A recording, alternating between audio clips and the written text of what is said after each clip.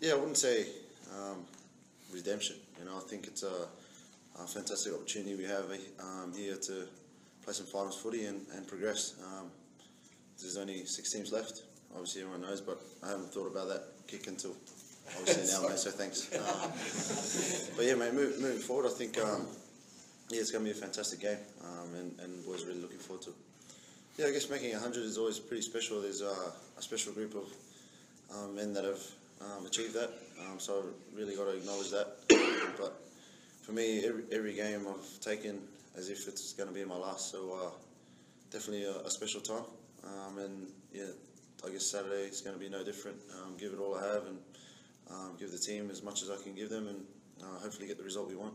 I guess we wouldn't come here if we didn't think so. I think if that was the case, we would have just left home and told the Stormers they can move on to the finals. So, mate, there's a strong belief in our side at the moment that yeah, once you're in the mix, anything can happen, and we're happy we're in this position. So, yeah, just looking forward to the game.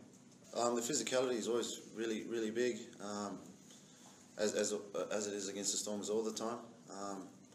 And then just being a bit more clinical in some of our execution in our own game. All we can do is concentrate on executing our game plan as best we can and hopefully getting that result. Obviously the Stormers have some good strengths about their game, and we've got to really go away and look at that and study that again.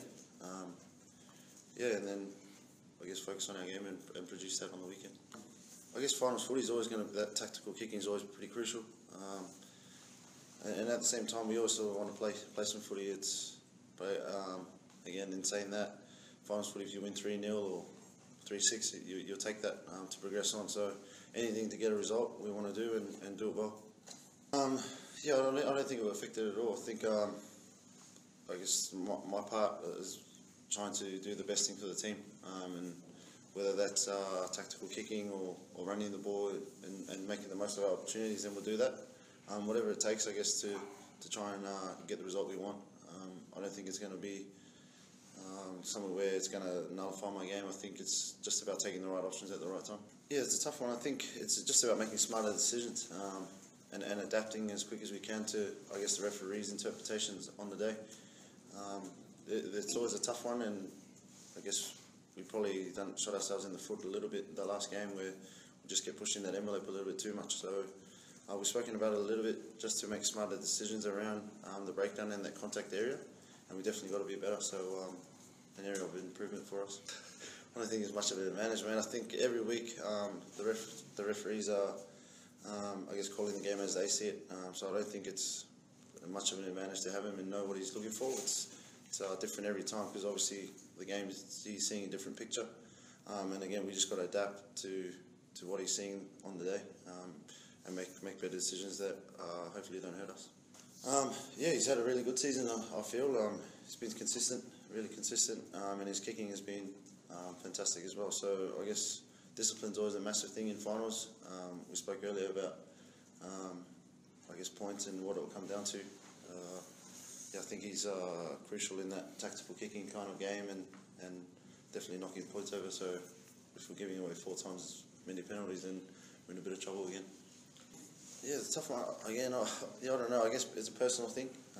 For me personally, I wouldn't mind the week off to refresh the body, but and the mind. So I think it might be a good thing. I'm not too sure.